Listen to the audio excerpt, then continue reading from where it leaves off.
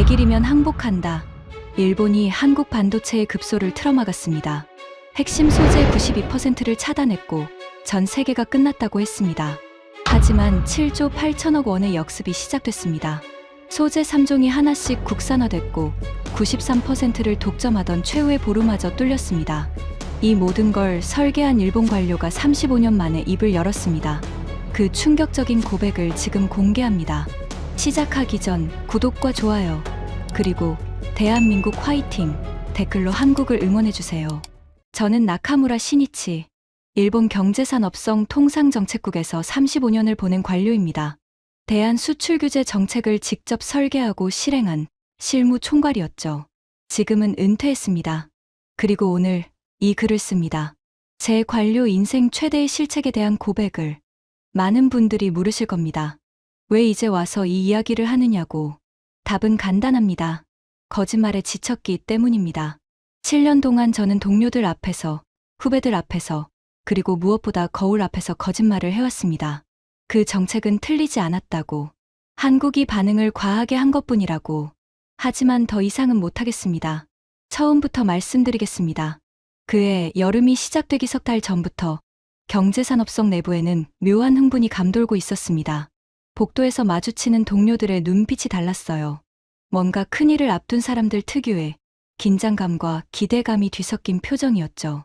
점심시간에 구내 식당에서 마주쳐도 말은 안 하지만 눈으로 통하는 게 있었습니다. 준비되고 있지 하는 무언의 확인. 통상정책국 회의실에서는 거의 매일 밤늦게까지 불이 꺼지지 않았습니다. 복도 끝 자판기에서 캔커피를 뽑아 마시면서 저를 포함한 핵심 간부 7명이 한 가지 작전을 다듬고 또 다듬고 있었거든요. 회의실 화이트보드에는 한국 반도체 공급망 다이어그램이 빼곡하게 적혀 있었습니다. 빨간 마커로 동그라미 친 부분이 3군데. 불화수소, 포토레지스트, 불화폴리이미드. 우리가 칼을 대려는 급소였죠. 나카무라 심의관, 최종 시뮬레이션 결과입니다. 부하 직원 하야시가 기밀 문서를 내밀었습니다. 표지에 찍힌 빨간 극비 도장이 눈에 들어왔어요. 20부 한정. 열람 후 반납. 저는 그 글자를 보는 순간 등골이 서늘해지는 걸 느꼈습니다. 하지만 그 서늘함은 두려움이 아니었습니다. 흥분이었어요. 보고서를 펼쳤습니다.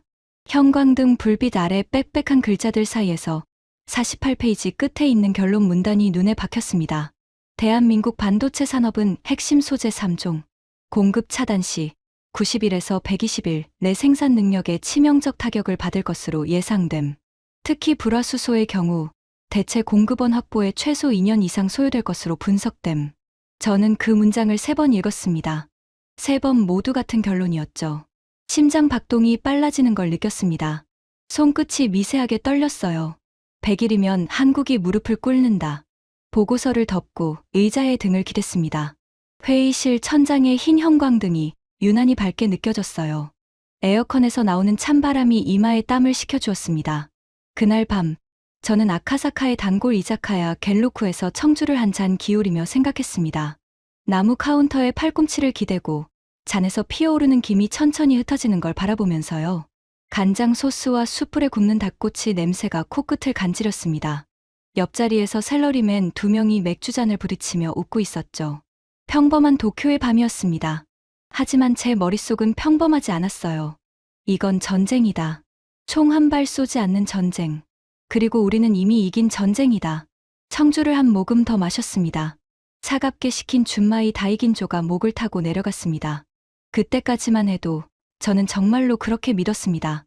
우리의 자신감에는 단단한 근거가 있었습니다. 반도체를 만든다는 건 쉽게 말해 눈에 보이지도 않을 만큼 작은 회로를 실리콘 웨이퍼 위에 새기는 일입니다. 이 과정에서 반드시 필요한 화학 소재들이 있어요. 포토레지스트, 불화수소, 불화폴리이미드. 이 3가지가 없으면 반도체 공장은 멈춥니다. 수조 원짜리 최첨단 장비를 갖추고 있어도 소재가 없으면 종이 위의 설계도에 불과하죠. 비유를 하자면 이렇습니다. 세계 최고의 셰프가 있다고 칩시다. 미슐랭 3스타 레스토랑의 주방장. 하지만 소금, 후추, 식용유를 누군가가 완전히 끊어버리면 어떻게 될까요? 아무리 뛰어난 기술이 있어도 요리 자체가 불가능해집니다. 한국 반도체의 상황이 정확히 그랬어요. 그리고 한국은 이 3대 소재의 대부분을 일본에서 수입하고 있었습니다. 불화수소 92%, 불화폴리이미드 94%, 포토레지스트는 상대적으로 낮았지만 최첨단 7나노 이하 공정에 필요한 고순도, 제품은 사실상 일본이 독점하고 있었죠. 조립은 잘하죠. 한국은 확실히 인정합니다. 규제 발동을 앞두고 열린 경제산업성 내부 세미나에서 소재산업과장 다나카가 스크린을 가리키며 말했습니다. 프로젝터 불빛이 그의 안경에 반사되어 하얗게 빛났어요. 세미나실에는 각 과에서 차출된 간부 12명이 앉아 있었습니다. 노트를 펼치고 펜을 쥔 손들. 모두가 이 브리핑을 기다려왔다는 걸 그 자세만으로도 알 수 있었죠. 삼성이 메모리 반도체 세계 1위? 맞습니다. SK하이닉스까지 합치면 세계 메모리 시장의 70% 이상을 한국이 차지하고 있어요. 대단한 성과입니다. 다나카가 잠시 말을 멈추더니 슬라이드를 넘겼습니다. 한국 반도체 공급망 구조도가 나타났어요. 완제품 쪽은 빨간색으로 강조되어 있었고 소재와 부품 쪽은 파란색이었습니다. 하지만 이 그래프를 보십시오. 빨간색이 한국이 강한 영역, 파란색이 일본이 지배하는 영역입니다. 빨간색은 꼭대기에만 있었습니다. 최종 제품. 하지만 그 아래를 받치고 있는 소재, 부품, 장비 영역은 온통 파란색이었죠. 한국은 피라미드의 꼭대기만 가지고 있는 겁니다. 토대는 전부 우리 손에 있어요. 다나카의 목소리에 자부심이 묻어났습니다. 회의실 안의 공기가 팽팽하게 긴장되어 있었어요. 좋은 종류의 긴장감이었습니다. 다나카가 다음 슬라이드를 넘겼습니다. 화면에 호야라는 글자가 크게 떴어요. 이제 블랑크 마스크 시장을 보시죠. 여기가 진짜 핵심 중의 핵심입니다. 블랑크 마스크. 반도체 회로를 웨이퍼에 새기기 위한 포토 마스크의 원재료입니다. 쉽게 말해 반도체의 설계도를 실물로 옮기는 첫 번째 도구죠. 특히 차세대 EUV 공정에 쓰이는 EUV 블랑크 마스크는 기존과 차원이 완전히 다릅니다. 다나카가 단면 구조도를 띄웠습니다. 얇은 층이 수십 겹으로 쌓인 그림이었어요. 몰리브덴과 실리콘을 40에서 50층으로 교차 증착합니다. 각 층의 두께가 수나노미터 수준이에요. 머리카락 굵기의 만분의 1보다 얇은 두께를 원자 단위로 정밀하게 쌓아 올려야 합니다. 한 층이라도 불균이라면 반도체 회로 전체가 못 쓰게 됩니다. 회의실이 조용해졌습니다. 간부들 대부분은 행정 전문가였지 기술자가 아니었거든요. 하지만 그 숫자가 의미하는 기술적 난이도만큼은 모두가 피부로 느끼고 있었습니다. 결합률 기준도 말씀드리겠습니다. 다나카가 새 슬라이드를 띄웠습니다. 숫자 하나가 화면 중앙에 크게 나타났어요. 호야 기준, 제곱센티미터당 0.08개 이하. 사실상 완벽을 요구하는 수준입니다. 다나카가 손가락 2개를 들어 보였습니다. 이 수준을 달성할 수 있는 회사는 전 세계에 단 2곳뿐입니다. 호야와 AGC, 둘 다 일본 기업이죠. 저는 펜을 돌리던 손을 멈추고 물었습니다. 정확한 시장 점유율은요? EUV 블랑크 마스크 글로벌 시장에서 호야가 75%, AGC가 18%입니다. 다나카가 원그래프를 띄우며 회의실 전체를 천천히 둘러봤습니다. 합치면 93%. 이 93%가 전부 일본입니다. 그 한마디가 떨어진 뒤 회의실 공기가 달라지는 걸 느꼈습니다. 자부심. 여기 앉은 12명, 모두의 얼굴에 같은 감정이 떠올랐어요. 한국이 이걸 만들 수 있다고 보십니까? 제가 직접적으로 물었습니다. 답은 이미 알고 있었지만 공식 기록으로 남기고 싶었어요. 다나카가 안경을 고쳤으며 대답했습니다. SNS텍이라는 한국 회사가 DUV용 블랑크 마스크는 만들고 있습니다. 하지만 EUV는 차원이 전혀 다릅니다. 그가 2장의 슬라이드를 나란히 띄웠습니다. DUV 블랑크 마스크는 빛이 투과하는 방식입니다. 비교적 단순하죠. 하지만 EUV 블랑크 마스크는 빛을 반사하는 방식이에요. 기술 체계 자체가 완전히 다릅니다. 적층 구조, 결함 관리, 검사 장비까지 전부 새로 갖춰야 해요. 다나카가 단호하게 말했습니다. 호야가 이 기술을 완성하는데 15년이 걸렸습니다. 솔직히 말씀드리면 10년 안에 한국이 EUV 블랑크 마스크를 양산할 가능성은 극히 낮다고 봅니다. 저는 그 말에 내심한도했습니다. 가슴 한쪽에 걸려있던 마지막 돌덩어리가 내려앉는 느낌이었어요. 메모장에 파란 펜으로 밑줄을 긋고 적었습니다. EUV 블랑크 마스크 최후의 보루. 통상정책국장 와타나베가 자리에서 일어나며 회의를 마무리했습니다. 시뮬레이션 결과대로라면 한국의 선택지는 하나뿐이야. 그가 창가로 걸어가며 말했습니다. 유리창 너머로 가스미가 새키의 관청 건물들이 여름 햇살을 받아 하얗게 빛나고 있었어요. 굴복하고 원래대로 수입하거나 아니면 반도체 산업 자체가 주저앉거나. 와타나베 국장이 돌아서며 우리를 바라봤습니다. 그의 눈에는 흔들림이 없었어요. 어느 쪽이든 100일이면 결판이 납니다. 회의실을 나서는데 등 뒤로 동료들의 작은 웃음소리가 들렸습니다. 복도에 리놀륨 바닥을 걷는 구두 소리가 경쾌하게 울렸죠. 저도 모르게 입꼬리가 올라가는 걸 느꼈습니다. 지금 돌이켜보면 그 웃음이야말로 우리의 오만을 가장 선명하게 보여주는 순간이었습니다. 규제 발동 직후 모든 것이 시나리오대로 흘러갔습니다. 저는 매일 아침 8시 통상정책국 상황실에서 한국 관련 첩보 브리핑을 받았습니다. 상황실은 본관 6층 구석에 있는 창문 없는 방이었어요.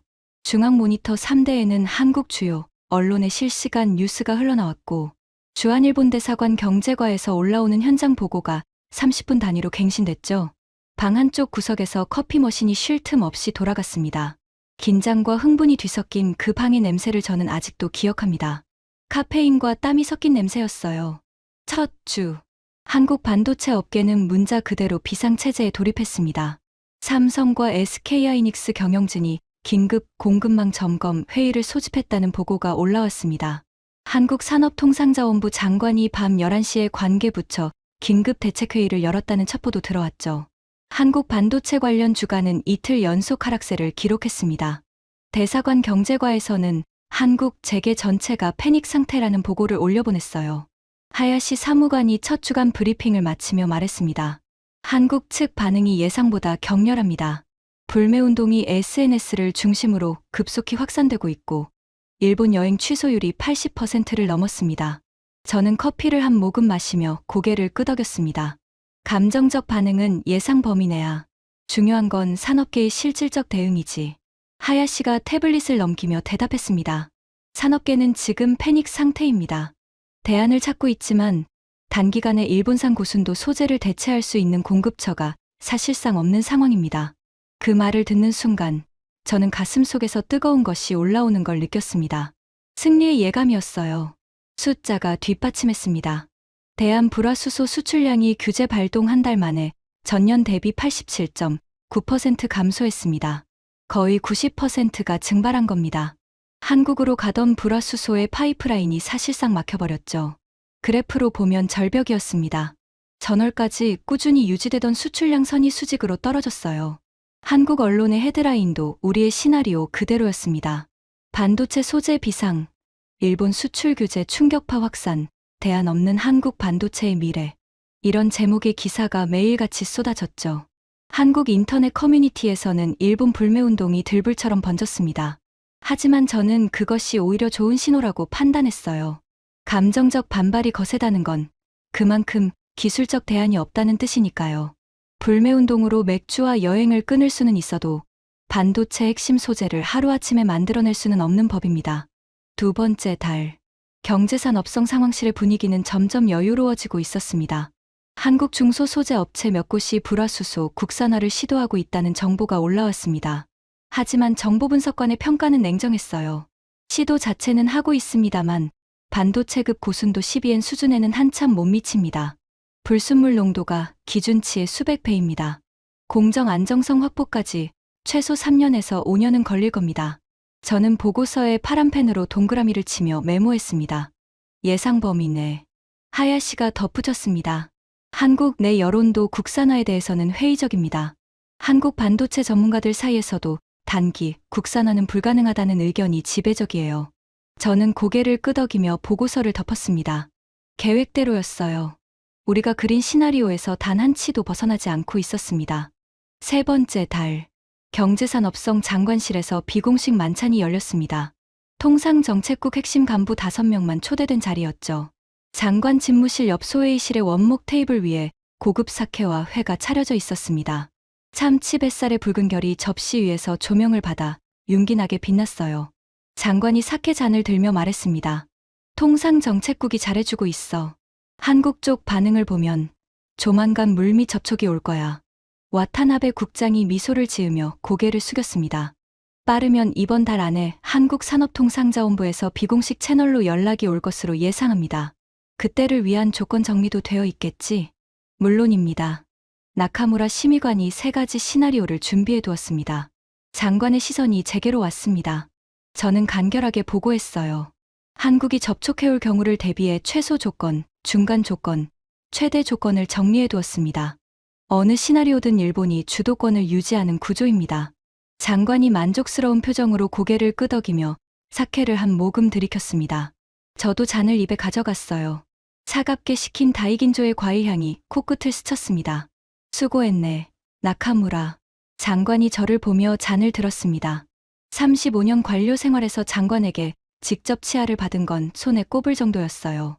심장이 뜨거워졌습니다. 그 순간만큼은 모든 것이 완벽했습니다. 하지만 그로부터 며칠 뒤 정기 브리핑에서 하야시 사무관이 마지막 슬라이드를 넘기더니 잠깐 멈칫했습니다. 그 짧은 망설임을 저는 놓치지 않았어요. 한 가지 이례적인 사항이 있습니다. 저는 커피잔을 내려놓았습니다. 하야시의 목소리 톤이 평소와 미묘하게 달랐거든요. 삼성 반도체 라인 가동률 관련입니다. 가동률이 어떻습니까? 떨어지지 않고 있습니다. 순간 상황실 공기가 미세하게 달라졌습니다. 모니터에 뉴스 자막이 흘러가는 소리만 낮게 들렸어요. 구체적으로 제가 말했습니다. 목소리를 일부러 평탄하게 유지했습니다. 하야시가 태블릿을 확인하며 대답했습니다. 최신 위성 분석 및 업계 소식통 종합 결과 규제 발동 전 대비 약 96% 수준을 유지하고 있습니다. 96%. 저는 펜을 쥔 손이 멈추는 걸 느꼈습니다. 핵심 소재 공급을 거의 90% 틀어막았는데 3개월이 지나도 라인 가동률이 96%라고요? 상황실 안의 시선이 저에게로 모였습니다. 5명의 간부가 제 반응을 기다리고 있었어요. 재고를 풀고 있는 거겠지. 와타나베 국장이 먼저 입을 열었습니다. 평소와 다름없는 담담한 목소리였어요. 통상 반도체 소재 재고는 1개월에서 3개월치를 보유하네. 곧 바닥이 나. 저도 고개를 끄덕였습니다. 논리적으로 맞는 분석이었으니까요. 삼성 규모의 공장이라면 비상 재고를 좀 더 확보하고 있을 수 있습니다. 다음 달이면 확실히 효과가 나타날 겁니다. 제가 덧붙이자 상황실의 긴장이 조금 풀렸습니다. 계속 모니터링하겠습니다. 하야시가 브리핑을 마쳤습니다. 저는 메모장에 96%라고 적고 그 옆에 파란 펜으로 물음표를 하나 찍었습니다. 작은 물음표였어요. 대수롭지 않다는 듯이. 하지만 펜 끝에 들어간 힘이 평소보다 강했다는 걸 저는 나중에야 깨달았습니다. 그날 밤 자택으로 돌아가는 마루노우치선 지하철 안에서 저는 자꾸 그 숫자가 머릿속을 맴도는 걸 느꼈습니다. 96%. 퇴근 시간이 지나 한산해진 객차에서 형광등 불빛이 차갑게 얼굴을 비추고 있었습니다. 손잡이를 쥔 손에 저도 모르게 힘이 들어갔어요. 유리창에 비친 제 얼굴을 보니 미간에 주름이 잡혀 있더군요. 저는 의식적으로 표정을 풀었습니다. 그리고 스스로에게 말했죠. 재고일 뿐이다. 곧 바닥난다. 100일이면 끝이다. 하지만 그 100일은 영원히 오지 않았습니다. 그리고 그 사실을 깨닫기까지 저는 아직 한참을 더 기다려야 했습니다. 100일이 지났습니다. 저는 상황실 캘린더에 빨간 펜으로 표시해둔 날짜를 바라봤습니다. 규제 발동일로부터 정확히 100일. 시뮬레이션이 예측한 한국 반도체 산업의 치명타 시점이었죠. 하지만 그날 아침 브리핑에서 하야시가 보여준 데이터는 우리의 예상과 달랐습니다. 삼성 반도체 라인 가동률 여전히 95% 이상을 유지하고 있습니다. 저는 커피잔을 내려놓았습니다. 탁 하는 소리가 조용한 상황실에 울렸어요. 100일이 지났는데? 네, 정확히 100일째입니다. 회의실에 침묵이 내려앉았습니다. 에어컨 소리만 낮게 우문거렸어요. 와타나베 국장이 팔짱을 끼며 말했습니다. 재고가 예상보다 많았던 거야. 대기업이니까. 하지만 영원히 버틸 수는 없어. 동의합니다. 저도 고개를 끄덕였습니다. 하지만 속으로는 뭔가 찜찜한 것이 가시지 않았어요. 90일에서 120일이라고 했던 시뮬레이션의 결론. 그 하한선은 이미 넘겼고 상한선도 코앞이었습니다. 그로부터 2달이 더 지났습니다. 규제 발동 반년이 되는 시점이었어요. 하야시가 그날도 같은 보고를 올렸습니다. 삼성 라인 가동률 96% 유지 중입니다. 96%. 반년 전에도 96%였고 지금도 96%였습니다. 소수점 하나 움직이지 않았어요. 저는 메모장을 펼쳤습니다. 파란 펜으로 적어둔 96%라는 숫자 옆에 물음표가 이미 3개나 찍혀 있었죠. 네 번째 물음표를 추가하면서 손가락 끝이 차가워지는 걸 느꼈습니다. 이상합니다. 제가 입을 열자 상황실에 시선이 모였습니다. 소재 공급을 90% 가까이 차단한 지 6개월입니다. 재고만으로는 설명이 안 됩니다. 뭔가 다른 공급원을 확보하고 있는 게 아닙니까? 하야시가 긴장한 표정으로 태블릿을 넘겼습니다. 그 부분을 추적 중입니다. 한국 내 중소기업 몇 곳에서 불화수소 시제품을 생산하기 시작했다는 정보가 있습니다만 아직 양산 수준은 아닌 것으로 파악하고 있습니다. 아직? 제가 되물었습니다. 하야시의 말에서 아직이라는 단어가 귀에 걸렸어요. 석 달 전에는 불가능이라고 했었거든요. 불가능이 아직으로 바뀌었다. 그 미묘한 변화가 마치 벽에 생긴 첫 번째 실금 같았습니다. 하지만 와타나베 국장은 여전히 태연했습니다. 시제품과 양산은 하늘과 땅 차이야. 실험실에서 만드는 것과 공장에서 찍어내는 건 완전히 다른 문제지. 걱정할 단계가 아니야. 저는 고개를 끄덕였습니다. 국장의 말이 맞았어요. 논리적으로는 분명히 맞는 말이었습니다. 하지만 그날 밤, 집으로 돌아가는 길에 저는 평소와 다른 행동을 했습니다. 도쿄역 구내 서점에 들러 한국 경제 관련 서적을 2권 샀어요. 계산대에서 점원에게 책을 건네는 손이 살짝 떨렸습니다. 왜 그랬을까요? 6개월이 지나도 96%를 유지하는 삼성의 라인 가동률. 그 숫자가 저에게 말하고 있었습니다. 뭔가가 우리 시뮬레이션의 범위 밖에서 일어나고 있다고. 저는 그때까지도 그걸 인정하고 싶지 않았습니다. 변화의 첫 번째 신호는 한국 정부의 예산안에서 감지되었습니다. 규제 발동 직후 한국 정부가 소재 부품 장비 분야의 대규모 예산을 편성했다는 정보는 이미 알고 있었어요. 하지만 솔직히 대수롭지 않게 생각했습니다. 정치인들이 위기 때마다 예산 카드를 꺼내는 건 어느 나라나 마찬가지니까요. 국민 불안을 달래기 위한 제스처라고 판단했죠. 하지만 규제 8개월 차에 올라온 한 보고서가 저희 판단을 뒤흔들었습니다. 한국 정부의 소재 부품 장비 자립 예산 총액이 확정되었습니다. 하야시가 숫자를 읽어내려갔습니다. 7조 8천억 원입니다. 상황실이 조용해졌습니다. 계산기를 두드리는 소리가 들렸어요. 엔화로 환산하면 약 7천억 엔. 일본의 한 해 반도체 관련 R&D 예산의 몇 배에 달하는 금액이었습니다. 한 해가 아닙니다. 하야시가 덧붙였습니다. 5년간 집중 투자 계획입니다. 연평균 1조 5천억 원 이상을 소재 부품 장비에 쏟아붓겠다는 겁니다. 와타나베 국장의 표정이 처음으로 약간 변했습니다. 눈썹이 미세하게 올라갔어요. 예산 편성이야 할 수 있지. 문제는 실행이야. 돈만 퍼부은다고 기술이 나오는 건 아니거든. 맞습니다. 하지만 집행 속도가 이례적입니다. 하야시가 다음 슬라이드를 띄웠습니다. 한국 정부가 소재 국산화 관련 규제 완화를 동시에 추진하고 있습니다. 인허가 기간을 기존 12개월에서 3개월로 대폭 단축했습니다. 그리고 국책연구소의 기술을 민간에 무상 이전하는 조치도 병행하고 있어요.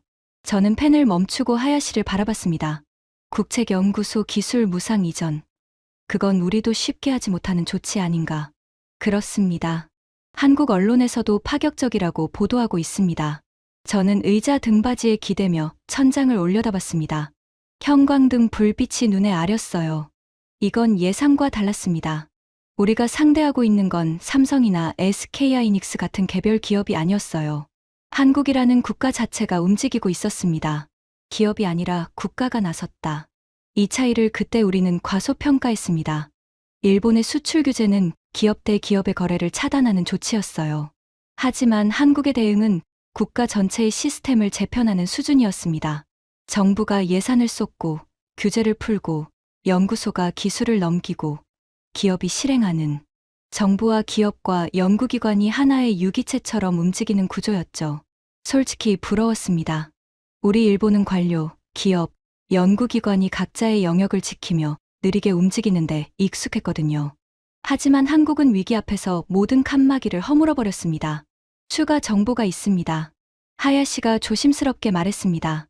한국산업통상자원부가 100대 핵심 소재 목록을 작성하고 각 품목별 국산화 로드맵을 수립했습니다. 불화수소, 포토레지스트, 불화폴리이미드 3개 품목이 최우선 과제로 지정되어 있습니다. 100대 핵심 소재 목록. 그 보고를 듣는 순간 저는 등줄기에 찬 것이 스치는 걸 느꼈습니다. 이건 단순한 응급 처방이 아니었어요. 장기전을 준비하는 국가의 전략이었습니다. 하지만 저는 그 불안을 입 밖으로 꺼내지 않았습니다. 관료란 확실한 증거가 나오기 전에는 기존 방침에 의문을 제기하지 않는 법이니까요. 모니터링을 강화하겠습니다. 하야시가 말했고 저는 고개를 끄덕였습니다. 하지만 속으로는 알고 있었어요. 7조 8천억 원. 그 숫자의 무게가 우리의 시뮬레이션에는 포함되어 있지 않았다는 것을. 첫 번째 소식은 규제 발동 1년이 되기 직전에 날아왔습니다. 한국 업체 솔브레인이 반도체급 고순도 불화수소 양산에 성공한 것으로 확인되었습니다. 하야시의 보고의 상황실이 순간 얼어붙었습니다. 저는 반사적으로 되물었어요. 양산, 시제품이 아니라 삼성 평택 공장에서 실제 라인 테스트를 통과한 것으로 파악됩니다. 수율에 문제가 없다는 평가입니다. 저는 펜을 쥔 손에 힘이 빠지는 걸 느꼈습니다. 하지만 곧바로 마음을 다잡았어요. 불화수소는 3대 소재 중 하나일 뿐이었으니까요. 하나입니다. 제가 말했습니다. 목소리를 의식적으로 침착하게 유지했어요. 불화수소 하나를 국산화했다고 해서 전체 판이 바뀌는 건 아닙니다. 포토레지스트와 불화폴리이미드가 남아있어요. 특히 포토레지스트는 일본의 도쿄오카, JSR, 시네스화학이 전 세계 시장을 지배하고 있습니다. 이건 불화수소보다 훨씬 기술 장벽이 높아요. 와타나베 국장도 동의했습니다. 불화수소는 상대적으로 기술 장벽이 낮은 편이야. 뚫릴 수 있다는 건 예상 범위 내야. 진짜 승부는 포토레지스트와 불화폴리이미드지. 저는 국장의 말에 힘을 얻어 보고서에 적었습니다. 불화수소 국산화 확인. 하지만 나머지 2개 소재 건재. 전체 전략에 영향 없음. 그런데 그로부터 석 달 뒤, 2번째 보고가 올라왔습니다. 포토레지스트입니다. 하야시의 목소리가 떨리고 있었습니다. 한국 동진세미캠이 EUV용 포토레지스트 개발에 성공, 삼성에 납품을 시작한 것으로 확인되었습니다. 저는 자리에서 벌떡 일어났습니다. 의자가 뒤로 밀리며 바닥에 긁히는 소리가 났어요. EUV용이라고 했습니까? 네, 최첨단 공정용입니다. 심장이 쿵쿵거렸습니다. EUV용 포토레지스트는 일반 포토레지스트와 차원이 다른 기술입니다.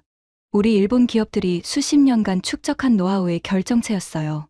그걸 한국이 규제 발동 1년여 만에 개발했다고요? 품질 수준은요? 삼성 파운드리 라인에서 실제 공정 검증을 통과했습니다. 양산 적용 가능 수준이라는 평가입니다. 저는 천천히 다시 앉았습니다. 다리에 힘이 풀린 건지 그냥 앉고 싶었던 건지 모르겠어요. 하나라서 괜찮다고 했습니다. 불화수소 하나뿐이라고 했습니다. 그런데 이제 2이 되었어요. 남은 건 불화폴리이미드 하나입니다. 와타나베 국장이 말했습니다. 하지만 그의 목소리에서 이전의 여유는 느껴지지 않았어요. 사실 그 하나라는 단어 자체가 고통스러웠습니다. 석 달 전에는 2개 남았다고 했고, 그 전에는 3개 다 건재하다고 했으니까요. 숫자가 줄어들고 있었습니다. 우리의 무기가 하나씩 사라지고 있었어요. 그리고 예감은 빗나가지 않았습니다. 또다시 몇 달이 지난 뒤, 불화폴리이미드 국산화가 확인되었습니다. 하야시가 보고하는 동안 저는 아무 말도 하지 못했습니다. 상황실의 형광등이 유난히 밝게 느껴졌어요. 눈이 시렸습니다. 코오롱 인더스트리와 SKC가 각각 국산화에 성공했으며 삼성과 LG 디스플레이에 납품을 시작한 것으로 파악됩니다. 3개, 3대 소재가 전부 뚫렸습니다. 우리가 한국의 급소라고 확신했던 3곳, 불화수소, 포토레지스트, 불화폴리이미드, 하나씩, 그리고 마지막 하나까지 도미노가 쓰러지듯 연쇄적으로 무너졌습니다. 저는 메모장을 덮었습니다. 더 이상 적을 게 없었어요. 파란 펜이 손에서 미끄러지듯 떨어졌습니다. 탁 하는 작은 소리가 회의 테이블 위에서 울렸죠. 와타나베 국장이 한참 동안 말이 없더니 낮은 목소리로 말했습니다. 장관에게 보고해야겠군. 그 한마디가 상황실 전체에 무겁게 내려앉았습니다. 3개월 전의 만찬 자리, 승리를 자축하며 사케 잔을 기울이던 그 자리에서 이번에는 뭐라고 보고해야 할까요? 저는 입술을 꽉 깨물었습니다. 입안에 쇠맛이 번졌어요. 소재 3종의 국산화는 우리 내부에 충격을 줬지만 진짜 공포는 바깥에서 왔습니다.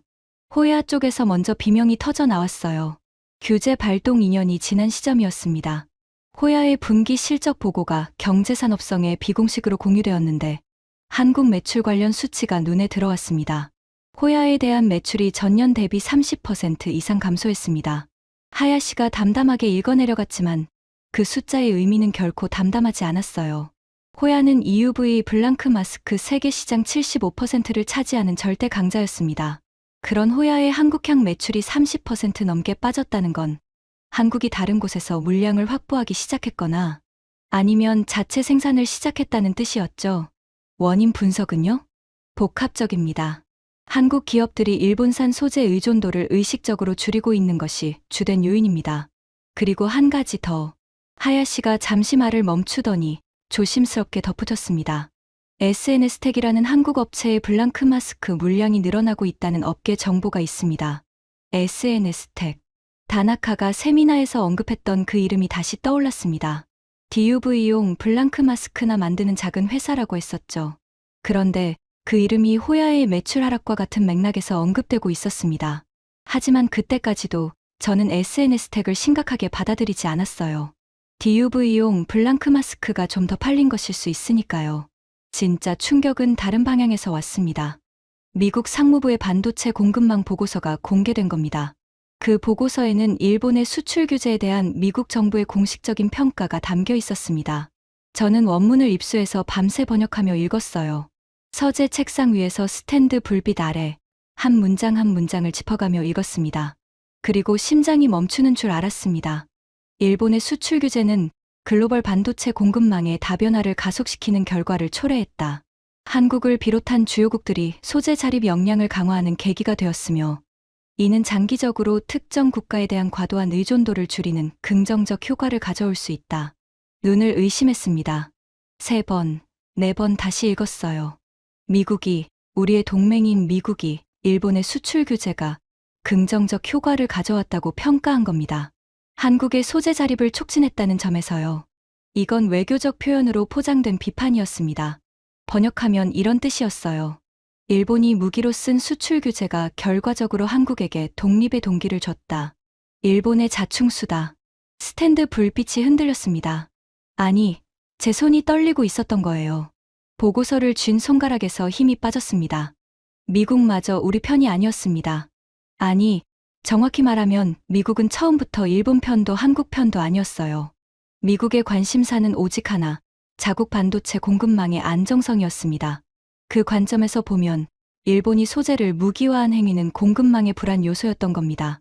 그 밤, 저는 서재 의자에 한참을 앉아 있었습니다. 창밖으로 도쿄의 야경이 보였어요. 수만 개의 불빛이 반짝이고 있었지만 그 빛들이 평소보다 흐릿하게 느껴졌습니다. 우리가 설계한 완벽한 무기, 그 무기가 정확히 반대 방향으로 작동하고 있었습니다. 한국을 굴복시키려던 규제가 한국을 독립시키는 촉매가 되고 있었어요. 다음 날 출근길, 가슴이 가새 기억 개찰구를 빠져나오면서 저는 문득 섬뜩한 생각이 들었습니다. 우리가 한 짓은 뭐였을까? 잠자던 사자의 코앞에서 종을 울린 격이 아닌가? 구두굽이 대리석 바닥을 두드리는 소리가 갑자기 텅 빈 것처럼 울렸습니다. 하지만 저에게는 아직 마지막 희망이 남아 있었습니다. EUV 블랑크 마스크, 소재 3종이 전부 뚫렸다는 현실 앞에서도 저는 이 한 가지만큼은 한국이 절대 넘을 수 없는 벽이라고 믿었습니다. 다나카가 세미나에서 설명했던 그 기술적 장벽, 몰리브덴과 실리콘 40에서 50층 교차 증착, 제곱센티미터당 0.08개 이하의 결합률, 전 세계에 단 2곳만이 가능한 초정밀 제조 기술, 그건 돈을 쏟아붓고 규제를 풀어준다고 해결되는 문제가 아니었어요. 불화수소는 화학 공정이니까 돈과 시간을 투자하면 따라잡을 수 있습니다. 포토레지스트도 어렵지만 불가능한 건 아니에요. 하지만 EUV 블랑크 마스크는 다릅니다. 제가 내부 회의에서 말했습니다. 이건 50년 가까운 소재 기술의 축적이 필요한 영역입니다. 한국이 반도체를 본격적으로 만들기 시작한 게 불과 30여 년 전이에요. 소재 연구의 역사가 절대적으로 짧습니다. EUV 블랑크 마스크만큼은 10년, 아니 15년은 걸릴 겁니다. 와타나베 국장도 동의했습니다. 블랑크 마스크가 우리의 최후의 보루야. 여기만 지키면 일본의 영향력은 유지돼. 저는 그 말을 듣고 어깨에서 조금 힘이 빠지는 걸 느꼈습니다. 그래, 최후의 보루. 여기만 지키면 된다. 하지만 그 보루도 흔들리기 시작했습니다. 어느 날 하야시가 평소와 다른 표정으로 상황실에 들어왔습니다. 입술이 바짝 말라 있었고 태블릿을 쥔 손에 힘이 들어가 있었어요. SNS 텍 관련 새로운 정보가 입수되었습니다. 저는 자세를 바로 했습니다. SNS 텍이 EUV용 블랑크 마스크 개발에 착수한 것이 확인되었습니다. 착수? 개발 착수 정도야 할 수 있겠지.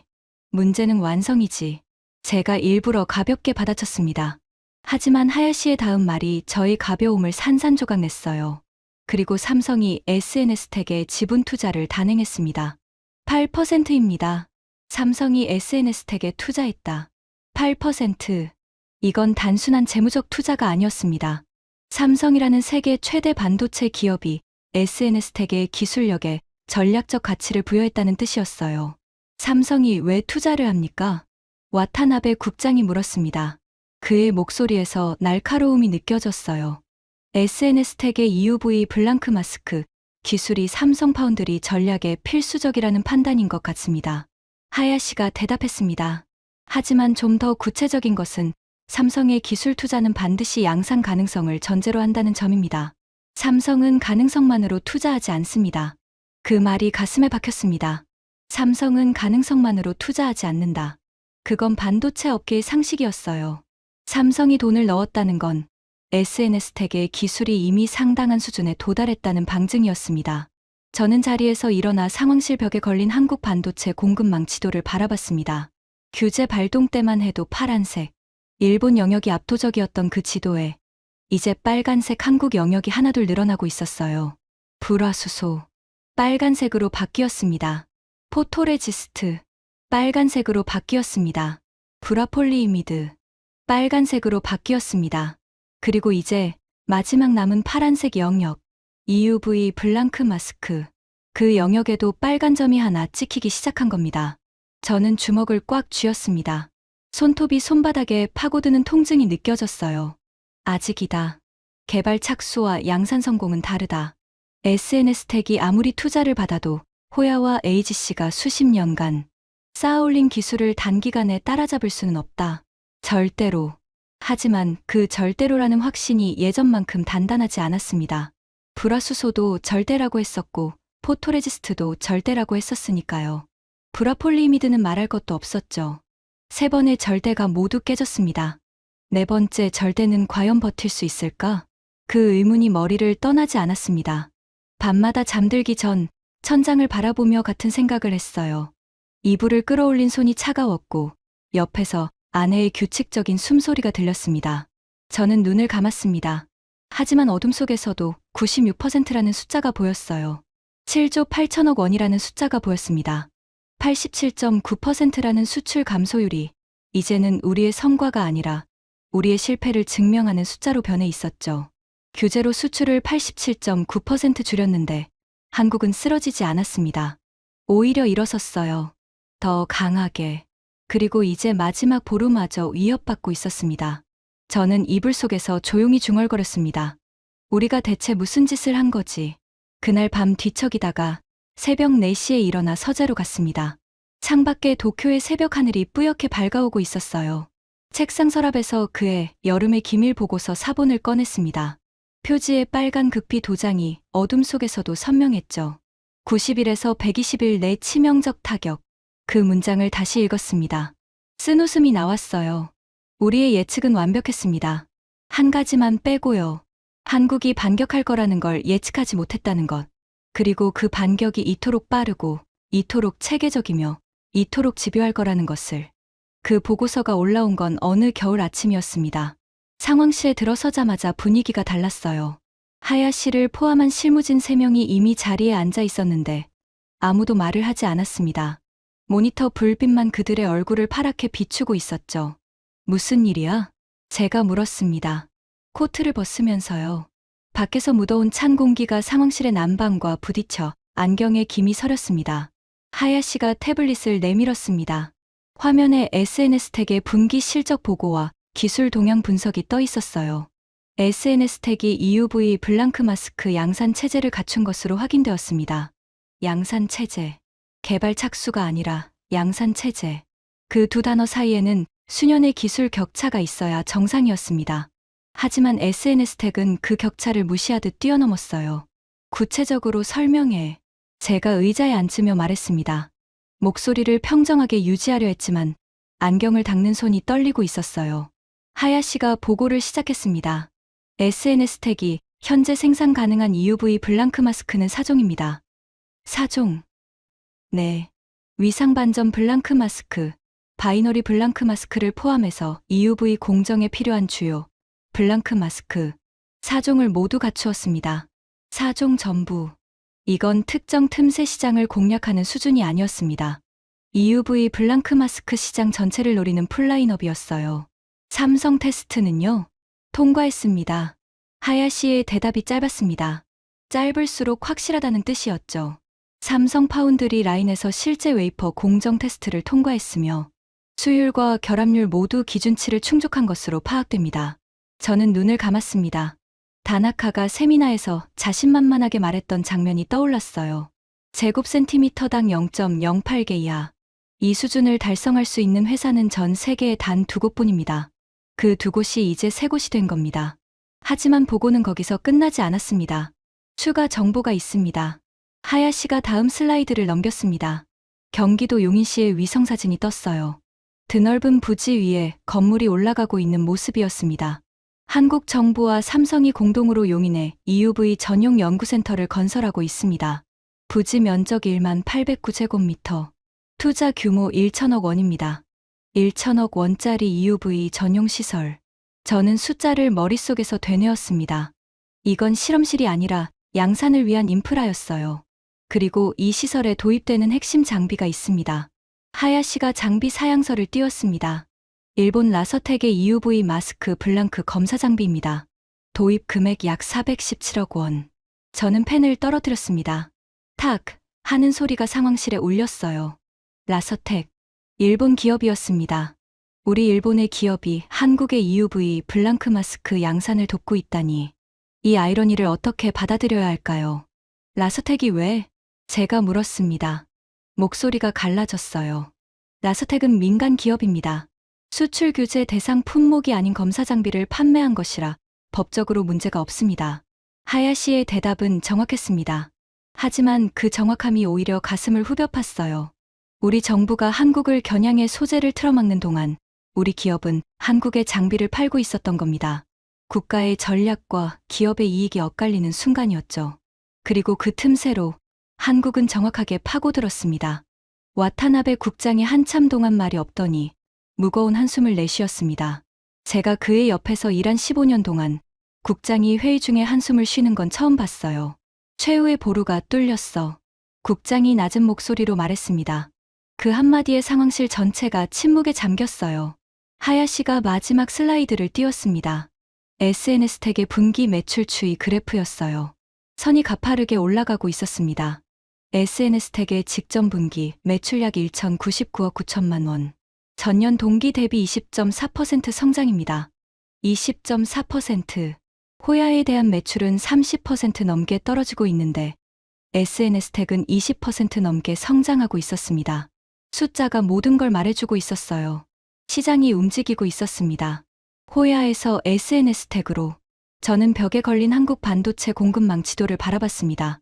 규제 발동 때 파란색으로 가득했던 그 지도가 이제는 거의 전부 빨간색으로 바뀌어 있었어요. 마지막으로 남아있던 파란 영역 EUV 블랑크 마스크. 거기에도 이제 빨간색이 번지기 시작했습니다. 실험실 수준이 아닙니다. 양산 체제입니다. 4종 풀라인업입니다. 삼성 테스트를 통과했습니다. 1천억 원짜리 전용 시설을 짓고 있습니다. 417억 원짜리 최첨단 검사 장비를 들여놓았습니다. 이건 시작이 아니라 완성이었습니다. 다나카가 10년 안에 불가능하다고 단언했던 일이 규제 발동 5년여 만에 현실이 되었어요. 우리의 최후의 보루가 무너졌습니다. 저는 상황실 의자에 깊이 몸을 묻었습니다. 형광등 불빛이 눈에 시렸어요. 하지만 눈을 감을 수가 없었습니다. 감으면 그 숫자들이 눈꺼풀 안쪽에서 더 선명하게 빛났거든요. 93%라는 호야와 AGC의 독점적 지위, 그 견고한 성벽에 금이 가기 시작했습니다. 그리고 한번 금이 간 성벽은 무너지는 건 시간 문제였어요.